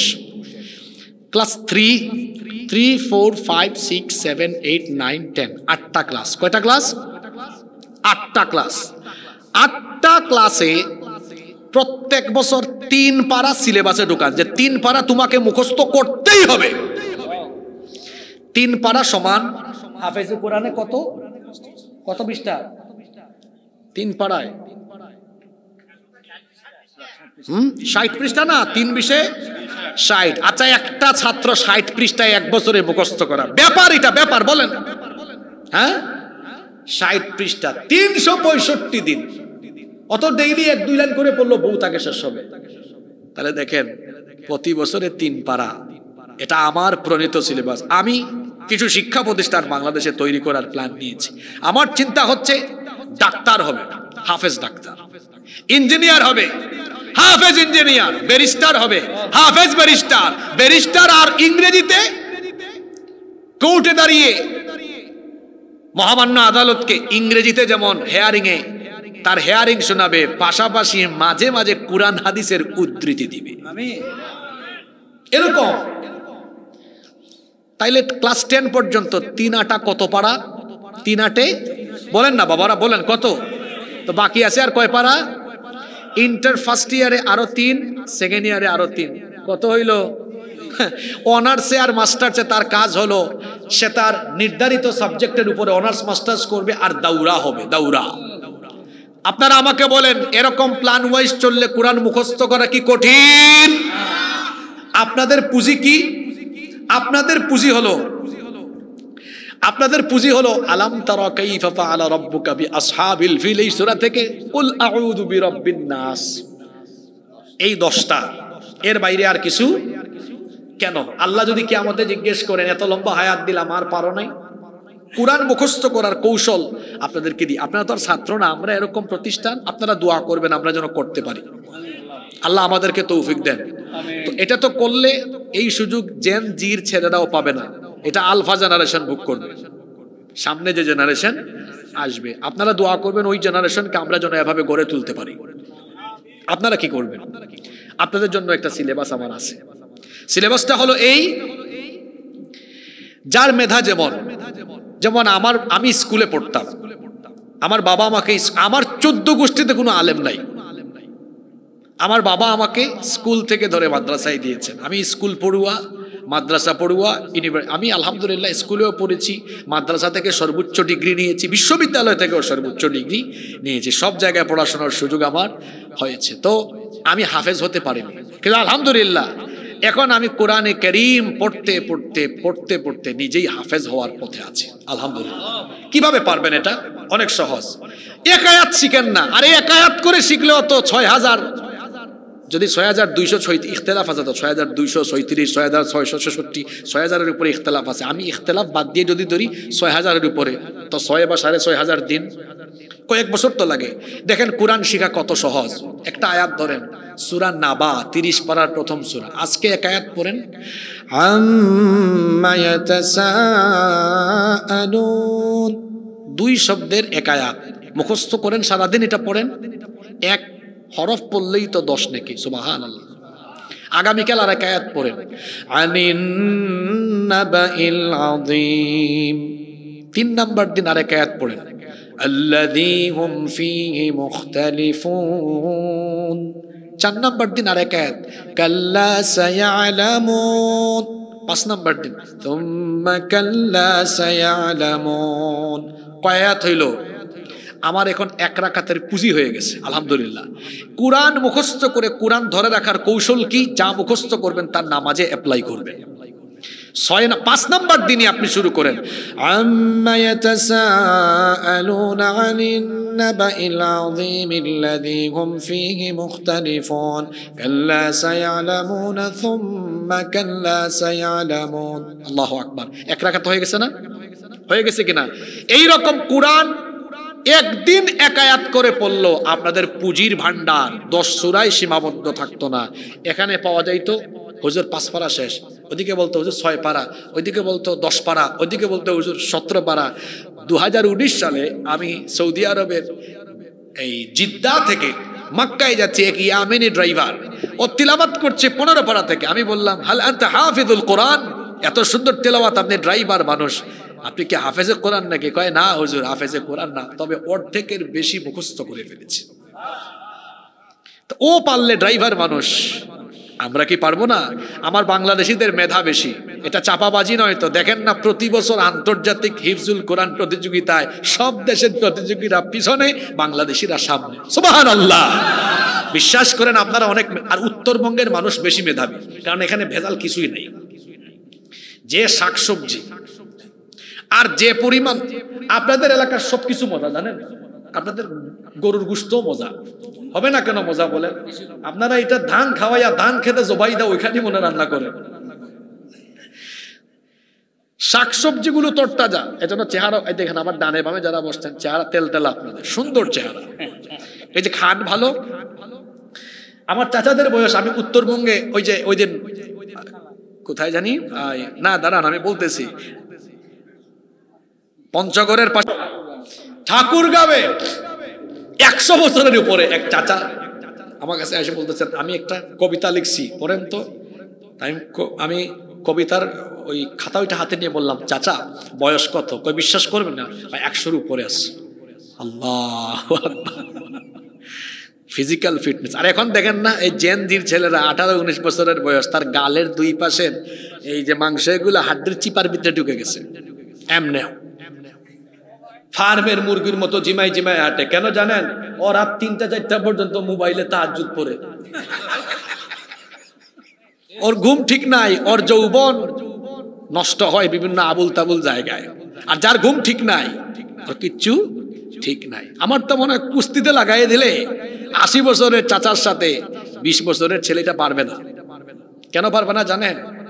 এর সবকিছু ফিউজ হয়ে গেছে, চাচার কিছুই ফিউজ হয় না এখনো। কথা বুঝেন নাই আপনারা? অত ফিউজ মাল কিছুই নাই তার। যুবক ভাইদেরকে বলছি, মোবাইলের ব্যবহার করেন, অপব্যবহার করা যাবে। আজকে যুবকদের চরিত্র নষ্ট করার আকর্ষণীয় উপাদানের নাম হলো এই মোবাইল ফোন। হারাম রিলেশন করে গার্লফ্রেন্ড বানিয়ে ফেলেছে এই বয়সে। চিন্তা করেছেন? বিবাহ বহির্ভূত সকল ধরনের সম্পর্ক হারাম করে দিয়েছেন কে? যে ছেলে মেয়েদের পিছনে ঘুরঘুর করে, ও একটা ইতর। মেয়েদের পিছনে তুমি কেন ঘুরঘুর করবা? নিজেকে এমন যোগ্যতায় নিয়ে যাও যেন সুন্দরী সুন্দরী মেয়ের বাপ তোমার পিছে ঘুরে, তার মেয়ে বিয়ে দেওয়ার জন্য। চরিত্র সুন্দর বানাও, ক্যারিয়ার সুন্দর বানাও। আল্লাহ বুঝার তৌফিক দেন। তাহলে কোরআন শিখার কৌশল বলে দিয়ে গেলাম, পারবেন তো ইনশাআল্লাহ? এটা আমাদের প্রতি কোরআনের কয় নাম্বার হক? ৫। এটা আমরা ৯টা বলবো না, ৬ নম্বরে চলে আসছি। ৬ তো ৬ বলার আগে একটা রিভিশন মেরে দিই। ১ নাম্বার হক হলো কোরআনের উপরে পূর্ণাঙ্গ কি আনা, 2 নাম্বার বিশুদ্ধ কোরআন শিখা, 3 নাম্বার অধীনস্থদেরকে কোরআন শেখানো, 4 নাম্বার বেশি বেশি কোরআন পড়া এবং শোনা, 5 যথাসাধ্য কোরআন মুখস্থ করা, 6 সবচেয়ে গুরুত্বপূর্ণ এটা, 6 হলো কোরআন অনুযায়ী আমল করা। কোরআন অনুযায়ী কি করা? আমাদের দেশে বহু মুসলমান আছে কোরআনের সাথে তাদের জীবনের কোনো মিল নাই। কোরআনে আছে সুদ খায়ও না, সে সুদ খায়। কোরআনে আছে ঘুষ খায়ও না, সে ঘুষ খায়। কোরআনে আছে হারাম উপার্জন করো না, সে হারাম খায়। তাহলে কোরআনে আছে একটা আর তার জীবনে করে আর একটা। এমনটা হওয়ার কারণ হলো এই ব্যক্তি কোরআন পড়লেও কোরআন বুঝে কোরআন অনুযায়ী আমল করে না। যেই ব্যক্তি কোরআন তেলাওয়াত করে কিন্তু আমল করে না, সেই ব্যক্তি হলো এমন, সেই ব্যক্তি হলো স্বাদহীন কোনো ফলের মতো। এই ব্যক্তির জীবন হলো এমন, এই ব্যক্তির জীবনটা হলো নিফাকিতে ভরপুর। আল্লাহ নবী বলেছেন কোরআন এমন ভাবে পড়ো যাতে, কোরআন এমন ভাবে তুমি পড়ো যাতে জীবনের সাথে তোমার মিল থাকে। আল্লাহ তো কোরআনেও বলেছেন লিমা তাকুলুনা মা লা তাফআলুন, যেটা বলো সেটা কেন করো না, যেটা বলবেন সেটা করবেন। কোরআন আপনি পড়বেন, সেই অনুযায়ী আপনি আমল করবেন। যে ব্যক্তি কোরআন অনুযায়ী আমল করে, আল্লাহ নবী বলেছেন মান ক্বালা বিহি সাদাকা, যে কোরআন থেকে বলে সে সত্য বলে। ওয়া মান হাকামা বিহি আদালা, যে কোরআন দিয়ে বিচার করে সে ন্যায় বিচার করে। ওয়া মান হাকা, এরপরে আল্লাহ নবী বলেছেন ওয়া মান আমিলা বিহি উজরা, যে কোরআন অনুযায়ী আমল করে তাকে পুরস্কার যিনি দান করেন তিনি কে?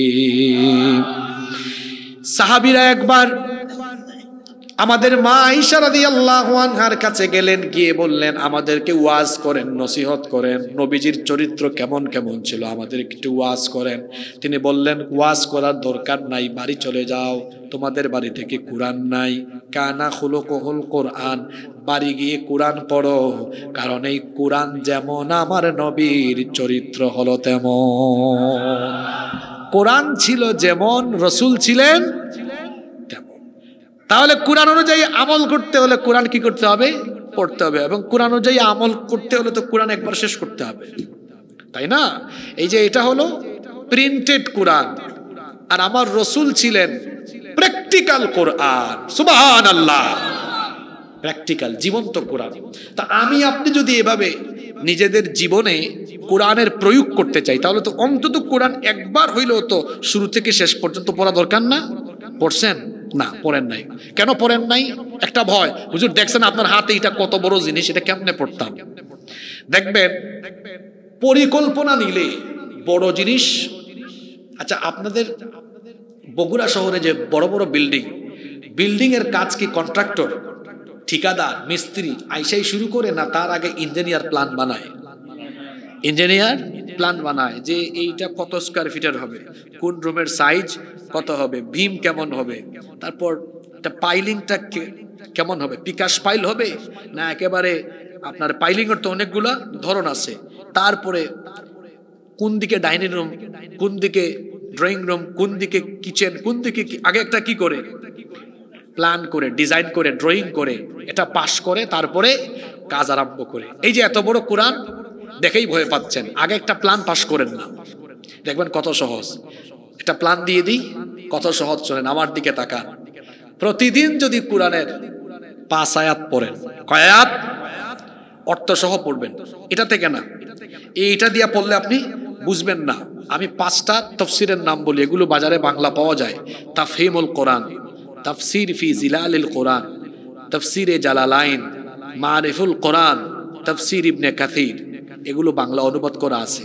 2,500 3,000 টাকা হইলে এক সেট তাফসীর কিনে বাড়িতে রাখতে পারবেন। প্রতিদিন 5 আয়াত অর্থ, আর নিচে দেখবেন টিকা সহ ব্যাখ্যা লেখা আছে। 5 আয়াত পড়তে সময় লাগবে 15 থেকে 20 মিনিট। 5 আয়াত করে প্রতিদিন পড়লে পুরা কোরআন পড়তে সময় লাগবে 4 বছর। ক্যালকুলেটরে হিসাব মিলায় বলতেছি, কয় বছর? 5-এর জায়গায় যদি ডেইলি 10 আয়াত করে পড়েন সময় লাগবে। কেউ যদি 10-এর জায়গায় 20 পড়তে পারেন সময় লাগবে।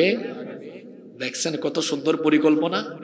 হ্যাঁ, এই পরিকল্পনা যদি নেন, আগামী বছর যদি এই মাহফিল হয়, আগামী বছরের আগে এখানে বহু শ্রোতা থাকবে যারা একবার কোরআন পড়েছে। আমার দেশে বহু বক্তা আছে যারা এখনো পুরা কোরআন না 1/3 অর্থ পড়তে পারে নাই। অনেকে তো আছে দেখা দেখি এখন নেমে গেছে, দেখা দেখি নেমে গিয়েছে। ওই যে বললাম আমরা একাডেমিক লাইন থেকে উঠে আসা মানুষ, অনার্স মাস্টার শেষ করে তাফসীরের উপর পড়াশোনা করে তারপর কোরআনের ছাত্র হয়ে মানুষের সামনে একটু কোরআন বলার চেষ্টা করি।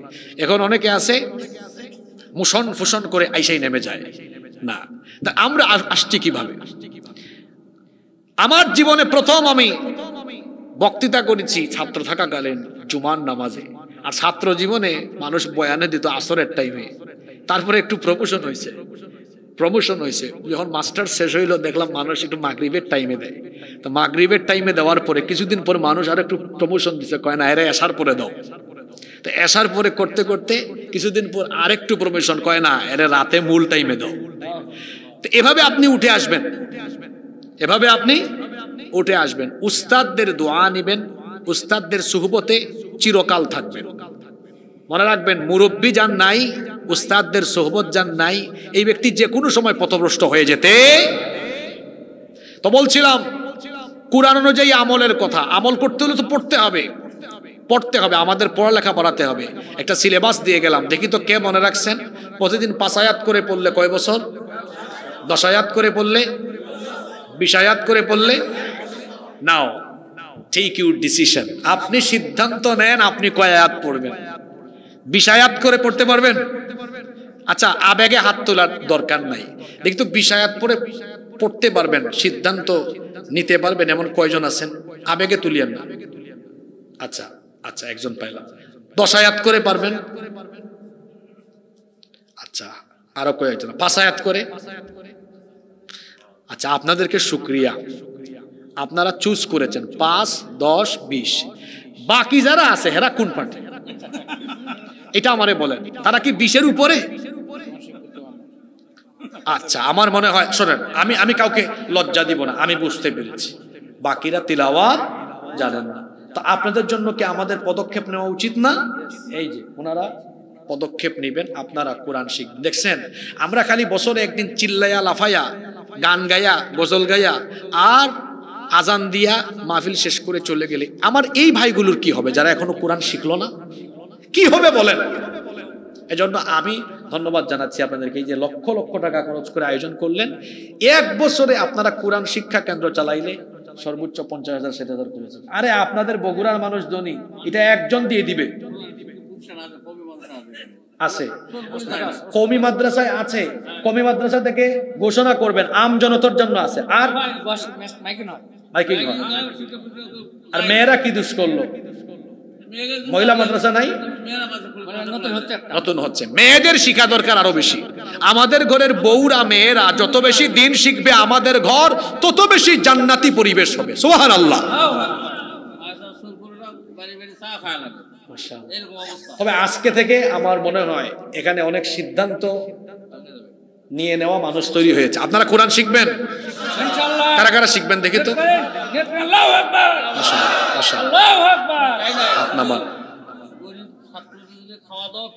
না এইটা সমস্যা, ফ্রি করবেন না, আমি এটার পক্ষে না। আমার সাথে অনেকে দ্বিমত হবে, আমি ফ্রির পক্ষে না। বাঙালি ফ্রি পাইলে ওইটার শুধু এতিমদেরকে ফ্রি দেওয়া যায়। আমার কাজিন আলহামদুলিল্লাহ তিনি সম্পদশালী মানুষ, নিজের টাকায় নিজের জায়গায় তিনি বহুতল ভবন মাদ্রাসা করে পয়সা দিয়ে, মানে টাকা দিয়ে গরিব মানুষের ছেলে মেয়েদেরকে টাকা দিছে, রে তোমরা আসলে দৈনিক 50 টাকা 100 টাকা দিবে। মানে এই লোকের টাকা রাখার জায়গা নাই, তো আলেম ওলামারা পরামর্শ দিয়েছেন সে আনে। এবছর তার মাদ্রাসার পুরস্কার বিতরণীতে আমাকে নিয়ে গেছে কিছুদিন আগে। নেওয়ার পরে দুঃখ বলতেছেন, ভাই 4টা বছর কোটি টাকা ইনভেস্ট করলাম মানুষের পিছনে, আসে না। তার ড্রেস, তার থাকা খাওয়া সব দেওয়ার পরে আরো পয়সা দেয়, তার মা বাপকে টাকা দেয় 200 টাকা 300 টাকা। ওই লোককে আল্লাহ সম্পদ দিয়েছেন অনেক। সে বলে ভাই করবোটা কি? আমি বললাম ভাই আমার কথা শুনলে তো আপনি রাগ করবেন। কয় না রাগ করবো না, বলো তুমি আমার ছোট ভাই, রক্ত সম্পর্কে মানুষ। আমি বললাম শুধু এতিমদেরকে ফ্রি দেন, বাদ বাকি সব ফ্রি বন্ধ করে দেন। তিনি বললেন মানুষ সমালোচনা করবে, কোটিপতি মানুষ 200 টাকা 100 টাকা ফি চায়। আমি বললাম আরে বাদ দেন, 200 টাকা 100 টাকা ফি দিবে ওইটা হুজুরদেরকে তো আপনি বেতন দেন, এই বেতনের বাইরে এ টাকা উনাদেরকে বোনাস দিবেন, ওনারা আরো বেশি মনোযোগ দিয়ে পড়াবে। এরপরে যদি বলেন না হুজুররাও বোনাস দেবেন আমার বেতনে এনাফ, তাহলে এই টাকাটা রাখেন, বছর শেষে ছাত্রদেরকে আবার এই টাকা দিয়ে কিনে পুরস্কার দিবেন, তাও আপনি ফ্রি দিবেন না। গত মাসে আমারে জানাইলেন এক অসাধারণ টেকনিক দিয়ে গিয়েছে। ছাত্র কমছে ঠিক আছে, কিন্তু যারা আছে খুব মনোযোগী। এই কথাটা এমনি এমনি বলি নাই। আমাদের দেশের কওমি মাদ্রাসায় উলামা মাশায়েখ কি খেদমত করতেছেন, এটা অবদান ভোলা যাবে না। আমার দেশের কওমি মাদ্রাসায় অনেক খেদমত হয় ইলমের, এতিম মিসকিনদেরকে পড়াশোনা করানো হয়, এতিম মিসকিনের বাইরে অনেককে ফ্রি পড়তে দেওয়া হয়, ফ্রি পাইয়া অনেকে মূল্যায়ন করেন। এজন্য আমি সকল ঘরানার মাদ্রাসাদেরকে অনুরোধ করব ফ্রি বন্ধ করে দেন আপনারা। আর ফ্রি বন্ধ করার আরো একটা কারণ আছে, আমরা ফ্রি পড়াই দেখে জেনারেল ব্যাকগ্রাউন্ডের এরা আমাদেরকে দেখলেই গালি দেয়, লিল্লা খাওরা। ঠিক আছে কথা? আমি চিন্তা করেছি আপনারা আমার জন্য দোয়া করবেন। আমি এমন একটি প্রতিষ্ঠান তৈরির প্ল্যান নিয়ে আগাচ্ছি যেখানে পড়তে, ইংলিশ মিডিয়ামে পড়তে যে খরচ তার চেয়ে বেশি ফি এখানে লাগবে, সেই কোয়ালিটির শিক্ষা দেওয়া হবে। এই ছেলেটা অনর্গল ইংরেজিতে কথা বলবে, অনর্গল আরবিতেও কথা বলবে। এরকম প্রতিষ্ঠান তৈরি করেন, দেখবেন বড় লোকের সন্তানরা আসবে, তাহলে বলতে পারেন হুজুর গরিব মানুষ কি দোষ করলো।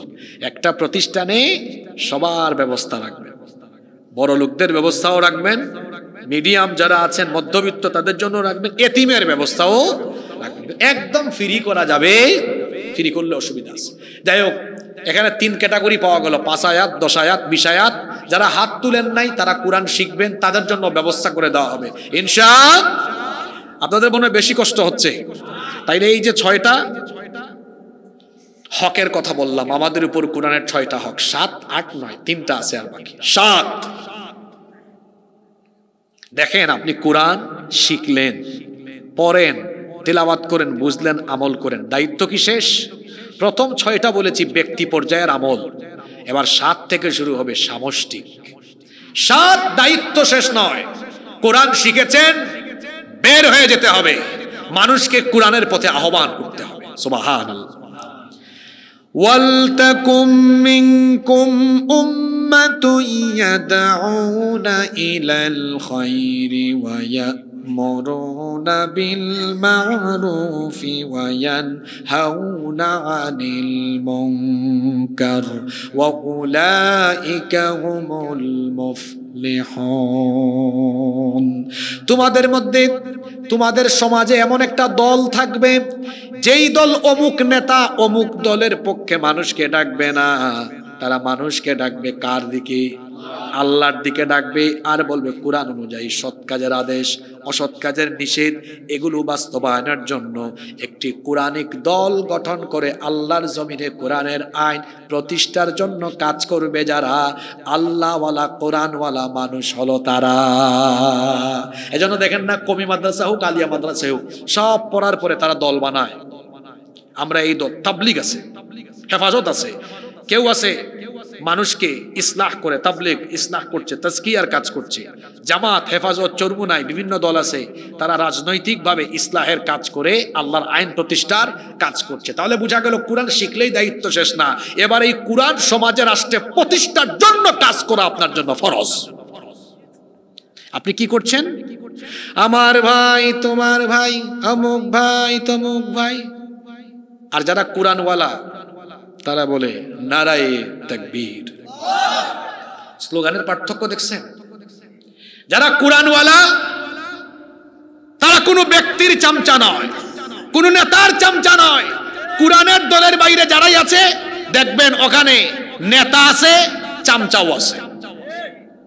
যুবকদেরকে বলে যাই, আপনার এই যৌবন আর তারুণ্য কারো চামচামিতে ব্যয় করবেন না। এই যৌবন কারো চামচামের জন্য দেওয়া হয় নাই, এই যৌবন দেওয়া হয়েছে আলেমুল আমাদের সাথে থেকে আল্লাহর জমিনে আল্লাহর কোরআনের রাজ কায়েম করার জন্য।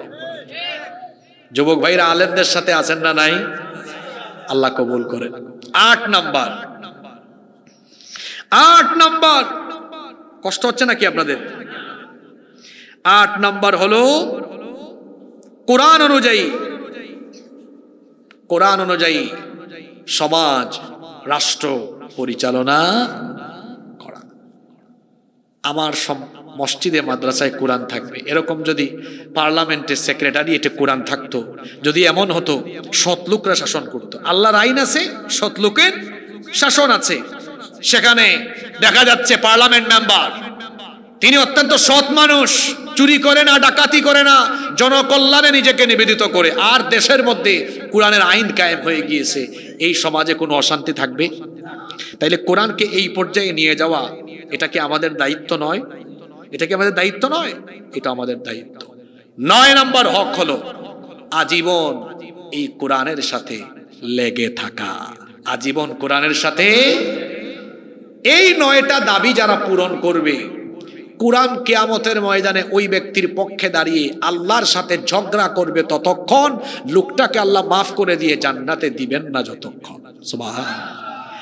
তাইলে এবার বলেন তো, আজকে তাফসিরুল কোরআন মাহফিলে এসে, কোরআন মাহফিলে এসে মানুষের উপর, আমাদের উপর কোরআনের দাবিগুলো জেনেছি।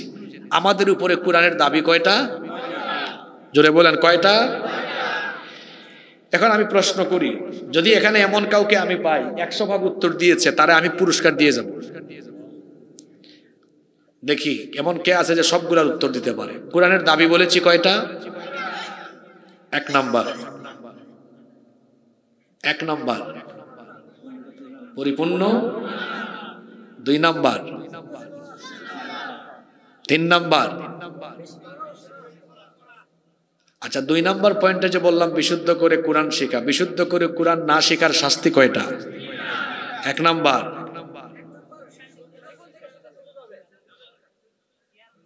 1 নাম্বার নামাজ হবে না, নামাজ বাতিল।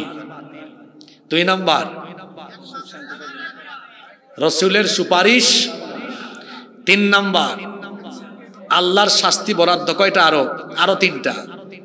জীবনে সুখ, 2 কবরে শাস্তি, 3 কিয়ামতে কি হয়ে উঠবে। আচ্ছা, এরপরে 3 নাম্বার হকের কথা কি বললাম? অধীনস্থদেরকে কোরআন শেখানো। 4 নাম্বার কোরআন পড়া এবং কোরআন শোনা। 5 নাম্বার কোরআন অনুযায়ী আমল করা। 6 নাম্বার মানুষকে কোরআনের দাওয়াত দেওয়া। 7 নাম্বার মাঝখান দিয়ে একটা ফালাই আসছেন, যথাসাধ্য কোরআন মুখস্থ করা। 8 নাম্বার কোরআনের রাজ কায়েমে চেষ্টা চালানো। 9 নাম্বার কোরআনের সাথে লেগে থাকা। তাহলে এই পয়েন্টগুলো সবাই তো বলতে পারেন নাই, বললে পুরস্কার পাইতেন। যাই হোক, মোটামুটি সামষ্টিকভাবে আমরা বলেছি, আলহামদুলিল্লাহ। তাহলে এই 9টা দাবি পূরণে আজকে কি আমরা সবাই সিদ্ধান্ত নিতে পারি? যদি সিদ্ধান্ত নিতে পারি, লক্ষ লক্ষ টাকা খরচ করে আজকের এই আয়োজন সফল হবে, সার্থক হবে ইনশাআল্লাহ। এই 9টি দাবি পূরণের সকল তৌফিক আল্লাহ আমাদের সবাইকে দান করে দেন।